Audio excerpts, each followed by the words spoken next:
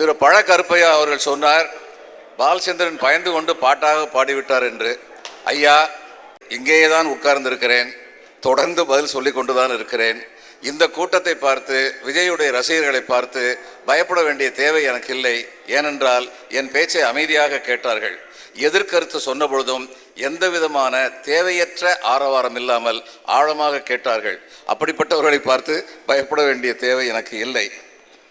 திரு வேலுச்சாமி அவர்கள் சொன்னார், யார் வீட்டில் ரெய்டு நடந்தது? விஜய் வீட்டில் தான் ரெய்டு நடந்தது. ஆனால் யார் வீட்டிலேருந்து 500 கோடி ரூபா பிடிச்சாங்க அப்படின்னு கேட்டார். 500 கோடி ரூபா யார் வீட்டிலேருந்து பிடிச்சிருந்தாலும் அவங்க கணக்கு அபராதம் 900 சொச்சம் கோடி ரூபா அது அபராதம்னா அவர்கள் முறையற்ற வழியில் கணக்கில்லாமல் வைத்திருந்த பணத்திற்காக அபராதம் விதிக்கப்பட்டிருந்திருக்கிறது. 950 கோடி ரூபா அபராதம் கட்டுற அளவுக்கு ஒருத்தர் இருந்திருந்தார்னா அது நிச்சயமாக தவறுதான். ஆனால் நான் கேட்ட கேள்வி, நான் 7 லட்சம் பேர் வந்திருப்பாங்கன்னு நினைச்சேன். லோயலா மணி சொன்னார் 15 லட்சம் பேர் வந்திருந்தாங்க. 12 லட்சம் பேர் வந்திருந்தாங்க. 12 லட்சம் பேருக்கு நான் மறுபடியும் சொல்கிறேன், ஒரு ஆளுக்கு 100 ரூபா செலவழித்து சாப்பாடு போட்டிருந்தா கூட 12 கோடி ரூபா. அதை தவிர அங்கே உங்களுக்கு கலர் டிவியிலிருந்து ஆரம்பித்து ப்ரெசன்டேஷன், பப்ளிக் அட்ரஸ் சிஸ்டம் எல்லாம் சேர்ந்து பல கோடி ரூபாய்கள் செலவழிஞ்சிருக்கு.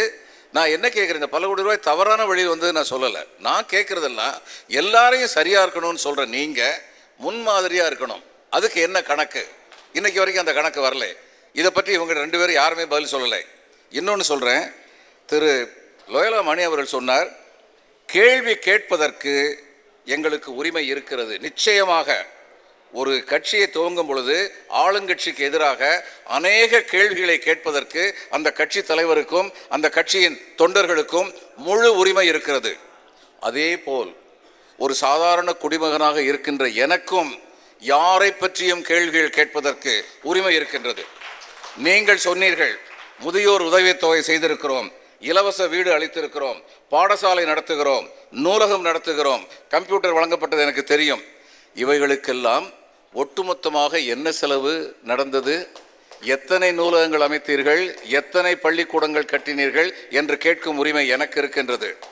இந்த பணத்தில் எந்த அளவிற்கு பணம் விஜய் தன் சொந்த பணத்திலிருந்து கொடுத்தார், மற்றது தொண்டர்களிடமிருந்து வசூலித்தார் என்று கேட்கும் உரிமை எனக்கு இருக்கிறது. எனவே கேள்வி கேட்பது என்பது டபுள் எட்ஜ்டு வெப்பன்.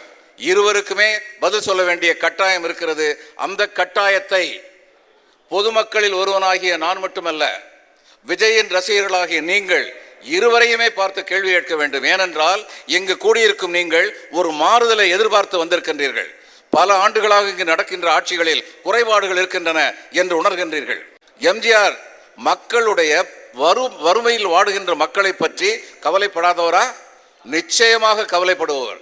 வள்ளலார் சொல்லிய வாடிய பயிரை கொண்ட போதெல்லாம் வாடினேன் என்று சொன்ன அதே கருத்தை உணர்ந்தவர் எம்ஜிஆர். ஆனால் 1947 1987 வரை நடந்த ஆட்சியில், தமிழக ஆட்சியில் மறைமுக வரிகள் மிக அதிகமாக விதிக்கப்பட்டது எம்ஜிஆருடைய ஆட்சியில். மறைமுக வரிகள் என்பது என்ன? நாம் வாங்குகின்ற பருப்புக்கும் அரிசிக்கும், ஏழை எளியவர்கள் வாங்குகின்ற பீடிக்கும் வரி போடுவது. நாம் வரி செலுத்துகிறோம் என்பதே நமக்கு தெரியாது. அப்படிப்பட்ட வரிகளை எம்ஜிஆர் ஏன் போட்டார்? அவர் ஏழைகளுக்கு விரோதியானவரா? இல்லை. எம்ஜிஆர் ஏழைகள் மேல் கருணைப்பட்டார். ஏழைகளுக்கு தன்னால் முடிந்த சாப்பாட்டை போட்டார். ஆனால் ஏழைகள் ஏன் ஏழைகளாக இருக்கின்றார்கள் என்ற அரசியல் புரிதல், சோசியலாஜிக்கல் அண்டர்ஸ்டாண்டிங் எம்ஜிஆருக்கு கிடையாது. இதுதான் உண்மை. இன்று விஜய் அப்படிப்பட்ட அரசியல் புரிதலோடு, சமூக இயல் புரிதலோடு இருக்கின்றாரா என்றால் இல்லை என்பதுதான் இன்று நாம் காண்கின்ற உண்மை. அந்த புரிதல் வரட்டும். இல்லை என்றால் என்ன நடக்கும்? எம்ஜிஆருடைய முதல் 2 ஆட்சி காலத்தில் என்ன நடந்தது? வருமானத்தின் அடிப்படையில் தான் ஸ்காலர்ஷிப், வருமானத்தின் அடிப்படையில் தான் வேலை என்று ஒருவர் சொல்லிவிட்டார். அதை கேட்டுக்கொண்டு அவர் அப்படியே உத்தரவு போட்டார். அடுத்த தேர்தல் என்ன நடந்தது? நாடாளுமன்ற தேர்தல் 2 இடங்களோ 3 இடங்களோ பெற்றார். மற்ற எல்லாமே போனது.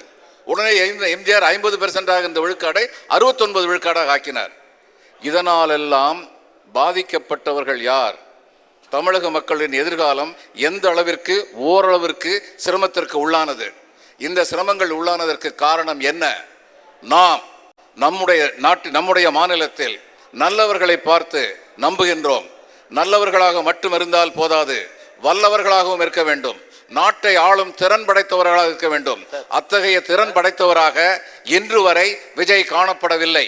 அவர் தன்னை செம்மைப்படுத்தினால், தன்னை இன்னும் சீர்தூக்கி பார்த்து சுற்றுச்சூழல் இருப்பவர்கள் யார், இவர்களில் யார் உண்மையாகவே ஏழை எளியவர்களுக்காக உழைப்பவர்களாக இருக்கின்றார்கள் என்று புரிதல் கொண்டால், யாரை விலக்க வேண்டும் யாரை சேர்க்க வேண்டும் என்பதில் தெளிவு கொண்டவராக இருந்தால், அரசியல் முதிர்ச்சி கொண்டவராக பரிமணித்தார் என்றால், அன்று தமிழகத்திற்கு நிச்சயமாக நன்மை நடக்கும், அவருக்கும் நன்மை நடக்கும்.